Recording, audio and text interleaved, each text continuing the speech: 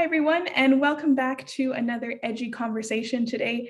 I'm really excited to hear from Randy Boyd, who is the National Facilitator of the Rural Connect program. So he's here to have a bit of a conversation about all the work that they're doing and what things look like moving ahead. So Randy, I will turn it over to you now to tell us your story, what your community has been up to, and what innovative program you've been working on. Well, thanks. And thanks for the invitation to be a part of this. Um, Rural Connect started about 10 years ago as a pilot project of Trinity United Church in Thunder Bay. And we started working on how we could be working with other congregations outside of the city of Thunder Bay to create a live, interactive worship service with them. And again, what was really critical here was that it was live. You're not watching a pre-recorded thing, and that it's interactive. So you're not watching something live on a screen. Actually, people in your congregation are getting up and participating in the service as well. And so we started working on that, developing that, and then I retired, and the church was looking at how we could support uh, um, rural congregations through the use of technology. And so we put a proposal together and got some funding. And now what we're doing is taking that model from Trinity and putting it across the country in each region. And so we have funding to put a hub and some boxes that allow us to easily incorporate rural congregations, particularly congregations that may think they don't have the technological skills to do this kind of thing, and we make it really easy. Wow, that is so cool. What a great innovative project, especially I imagine during COVID, that's been really important for folks to have some support around technology. Well, it's been unfortunately we started the national program just a bit too late because we started February of the year COVID hit in March. Oh, So we wow. sort of started and got the word out and started getting some momentum, and then everything just slowed right down. And we didn't have the equipment out early enough to make a big impact. But there are some existing hubs that we're able to support other congregations, and also we had some of the expertise to be able to help congregations as they made their journey online. Wow, that is really cool. And I know you had said earlier you have some things to show us that are connected to some of the Sure, programs you're doing, and we'd love to see sure. it. Okay, so we heard two things when we were connecting with rural congregations. One was we don't have the technical skills here. No one here is technical, so we won't even entertain the idea because we know we can't handle it. Mhm. And the second was we have really lousy internet, right? You know, we're a rural church. We're not really on the main thoroughfare, and therefore our internet's really bad. Mhm. And so I guess we can't do it. So what we ended up doing is creating this hub and spoke setup, and I'm just going to put the hub up first. This is the box that goes out to all of the rural churches that are partners. It's transportable. There's sides that go on it. You see it open right here. It's got wheels, and it's got a data projector, which you see on the top. It normally would slide in that hole. It's got a sound system. It's got a video conference unit that connects into the hub and provides the two-way video communication with a camera that can be controlled by the hub. And it also has a cellular hotspot. So you don't even need to have internet in your place, in your congregation. As a matter of fact, you don't need a sound system. You don't need a display system. You have everything you need in the box. So basically, it's a plug and play. You go in and you plug it in. You point the data projector at a blank wall or a screen that you might have, or if you have a TV, and some congregations do now, there's a little thing on the side for an HDMI cable, right? So and again, because it's a cellular connection, you don't have to have any internet in your church. And we've had pretty good luck with the cellular spot in places that don't have good internet. So that's what gets sent out to the rural churches, the partner churches. And then the hub church has a bit of a setup where they control everything. And so there's a little more technical expertise required at the hub. And so here you see the Trinity Hub. One person, Ross on the right, is controlling the sound. The person, Maureen at the front, is doing the visuals and the overlays and that kind of thing. And Shane in the back is doing the switching. So while it looks really complicated, all it really is you put what's next in the preview window, and when it's time to go to another church, you just hit a button and it fades into that other church. You can also put videos in. You can do things like boxing, and we'll see that in a few minutes. Lower thirds to say, who is this person? We've never met them before. Get to know them. And so it's a full production unit in a box. And we just make the video conference units inputs instead of cameras. And that's how we sort of put the thing together. So an example, I have an example video as well. And I just realized, I don't know if I muted it or not. I think I did. And so I'm just going to explain what we're seeing while we take a look at that. Neat. So this is Southampton. It's a church in southern Ontario. It combines with 3 different churches on a Sunday morning. And usually the service starts with the home church doing a welcome to everybody else. This particular church likes to have everyone involved on the screen at the same time. So here you see the call to worship and the prayer of approach being divided up, as well as the candle lighting liturgy. So you see every church doing the candle lighting. Then we go to scriptures, and the scripture here is coming from Sheffield. And the reader is there. Then we go to Kitchener, and Kitchener is a church that doesn't have a building anymore, and so they're exploring online ministry, and that's why they're a part of this. And then the final gospel lesson is coming from Rockton, and they have their leadership there as well. So you get to see the sanctuaries of all the different churches. Here we have a choral group from Wilfrid Laurier University doing a virtual choir. And they come with Kitchener. Kitchener has a relationship with them, and they provide music for the Kitchener church. And this is a really good example of how all of the churches now benefit from the resources of each of the individual churches. And so it's one of those things where, you know, the sum is greater than the parts. And they do a beautiful job. Then you normally go back to the Hub Church for the sermon, and this is Heather Davies. And the key thing to note here is that while the technology all is controlled from the Hub, the leadership can take place anywhere. So Heather could go to Rockton, for example, and lead worship from Rockton or Kitchener or Sheffield. She could move around if she wanted and lead from those other places just as easily as from there. Then there's other forms of music as well. This is an example where the Southampton choir is singing, and then the words are put up for all the sites to join in, or if you're online, you can sing along at home as well. And sometimes the music will come from the site. But a lot of rural sites don't have a music program anymore. And one of the things we're hearing is how much they enjoy being connected to a music program again. Here we have the pastoral prayers, and again, what's happened is all 4 of the churches are participating in that. They take a little part of the service, starts at Southampton, goes around to the other churches, ends with the Lord's Prayer from Southampton again. And again, because of the lower thirds, you get to see who's there, where they're from, and you start developing a little bit of community.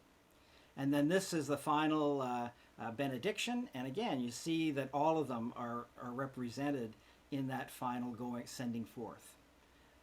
Then the postlude at this particular service came from Southampton, where they have just a wonderful music program. And then I'm just going to fade out to the end. Wow. So that's sort of what it looks like.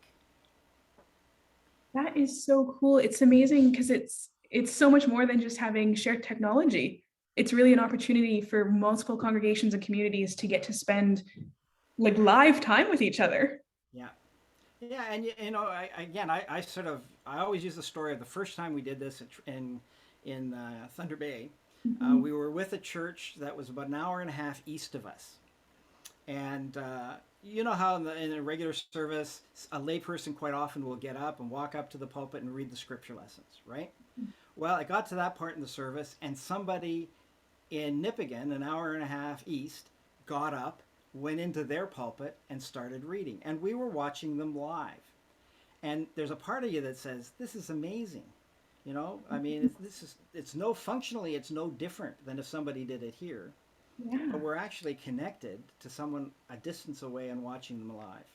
And what's really cool is when 6 months later, she goes and gets into the pulpit, and it's not amazing anymore. You know, and not only that, but you're sort of saying, oh, that's Glenna. I wonder what hat Glenna has on this week, because Glenna loves flamboyant hats, right? And so it really becomes something where you start to get to know other people and you start to develop relationships. Wow, what an incredible like opportunity for folks to gather. And like you said, I think this sense of it just becomes normal. Like this is just a normal way for us to be in community and to share our faith together. Yeah, yeah. Wow, really cool. Tell me, Randy, what kind of constitutes a rural church or a rural congregation? Um, Again, that's there's. I don't think there really is a hard and fast rule for that. Usually, it would be a church that's sort of a single church in a community. So if you had multiple United churches in a particular town, that probably would be larger than a rural church. Sometimes it's actually in a rural area, or not just a small town, but in the middle of farmland or whatever. Um, Again, quite often it's parts of a what we used to call um, um, uh, multi-point pastoral charge, Okay. right? And so, and quite often they're part-time. You know, increasingly it's hard to find people, and it's hard to be able to afford and be sustainable to afford someone full-time. And so these kinds of partnerships help with that. Yeah. It helps with the shortage, because a lot of congregations will come on and say, we need someone for 6 months, and quite often it ends up being longer. Yeah. And it also allows groups to cluster together who have limited resources and to share those. Wow, really neat. And I mean, I'm imagining that there were probably lots of parts of this journey that were kind of unexpected, but I would love to hear from your perspective, what's been the most unexpected part of this? I think there's two things I'd say. Um, One is the extent of developing relationships Mm. through this. I think that everyone thinks of technology as really sterile, and they think of putting people up on a screen. It's like TV, how impersonal, and all that kind of stuff. But over a period of time, genuine relationships develop. And the story I always love to share is um, we partnered with a church outside of Thunder Bay, and they always had a fall supper in October, right? And it got to the point where a lot of Trinity people would head out and go to the fall supper at Pine Grove. And Pine Grove realized that they were getting support in one of their big fundraisers of the year, and they really appreciated that, and they got to know people in a social kind of level. But I had a member of the congregation who had a hip operation, and I met his wife downtown, and I said, so when's Bob going to be up and active again? And she said, he's promised himself that he's going to be up and walking by the time of the Pine Grove Fall Supper, right? So when another congregation's fundraiser is a marker in your life, you know that you've really transcended the silo of different congregations, and that there's a connection and a relationship there. The second thing that surprised me the most, and pleased me the most, was we had a congregation, 2 points. Their minister left. They figured that this would be something that would be a good stopgap. You know, they'd be 6 months. They'd have a new minister, but this would be good supply for that. They joined up. They ended up really liking it so much and developing such a positive relationship. They were planning with the worship committee. You know, they were talking about what can we do for Christmas, all this kind of stuff, and they were fully integrated into the worship life of the other congregation. And then I was emailing the chair of the board, and she said, "Well, we're considering uh, going to Church Hub and changing our job description, and not look for a preacher anymore, but look for someone who can do pastoral care and congregational development and outreach, and maintain our relationship with Southampton and the Hub for worship."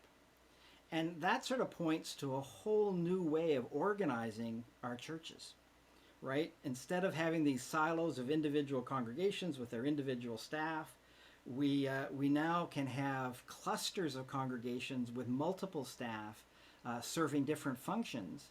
And that congregation is going to be served really well by not having somebody just doing the worship, spending most of their part time job doing the worship that's already something that they could get elsewhere and be a part of it from elsewhere. And so they're going to have the leadership now that can really provide um, the impetus for them to thrive, not just be sustainable and survive.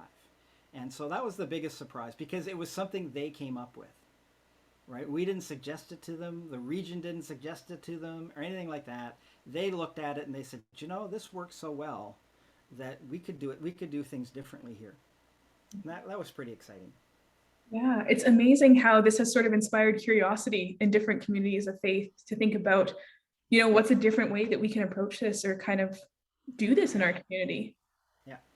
Wow, really cool. And I'm curious, you said something that really kind of stuck out to me, this impetus for thriving.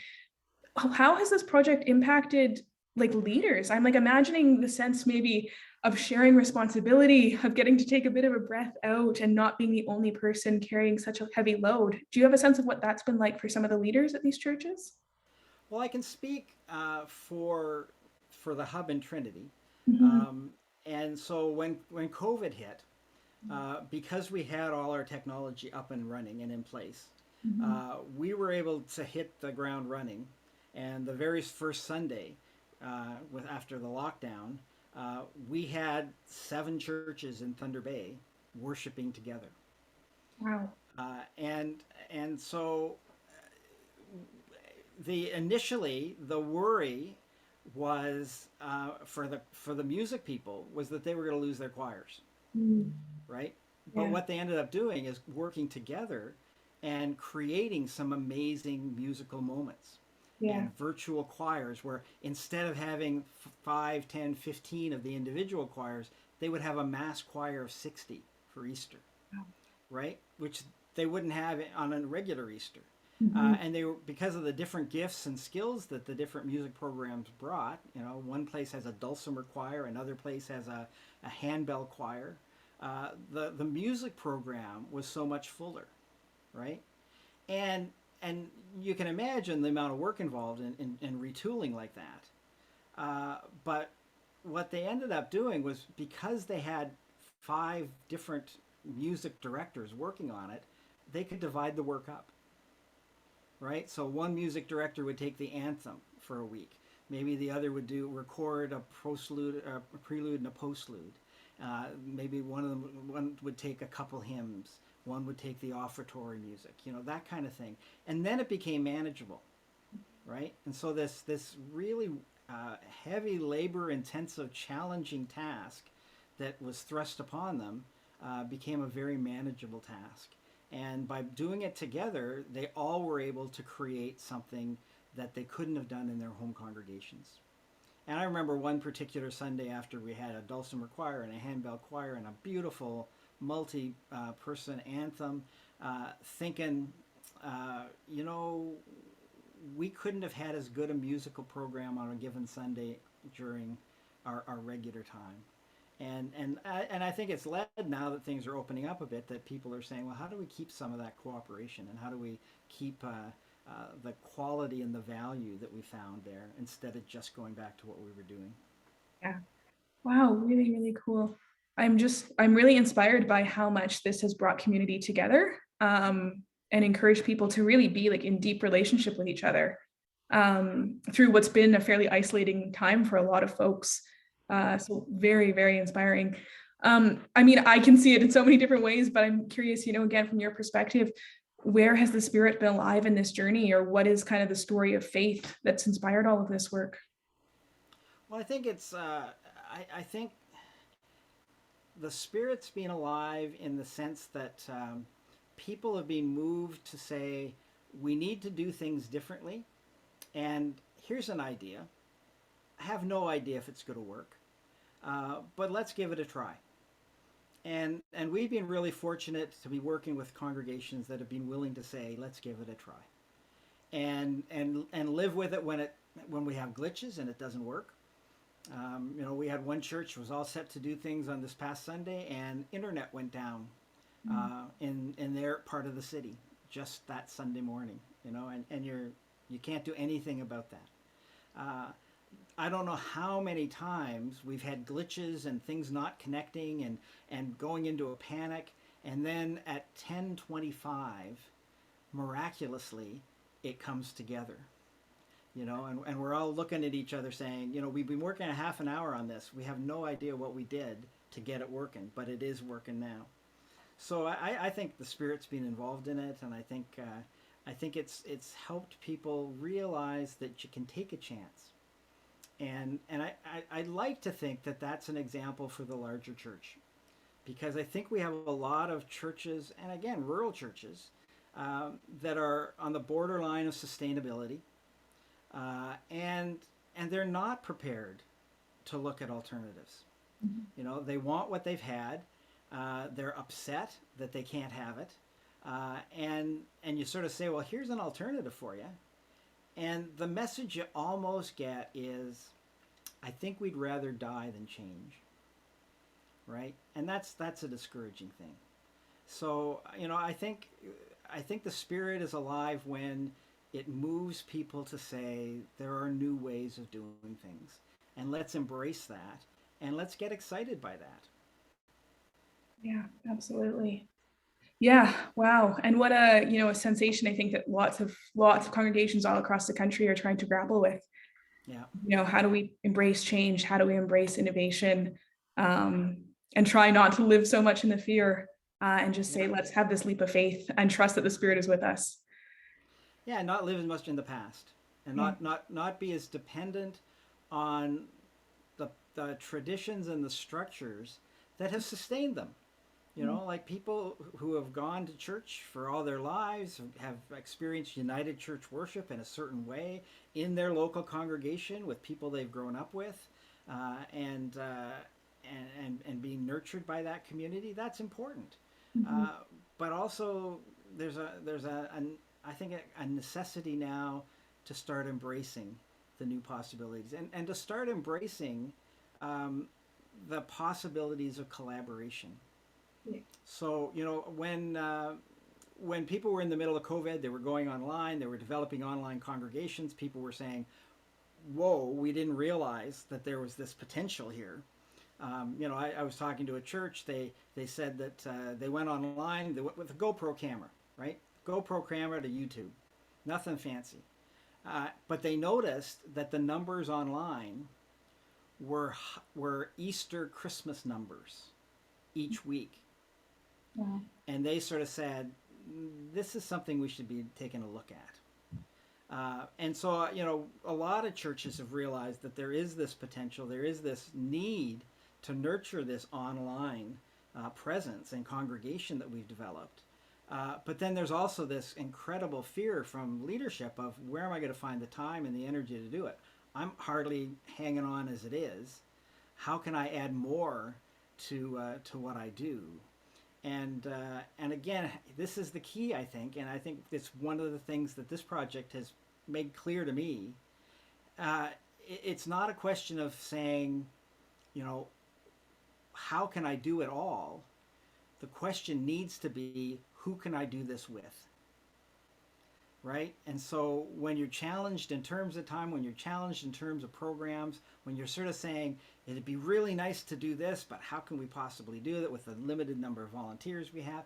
Well, what about the church up the street?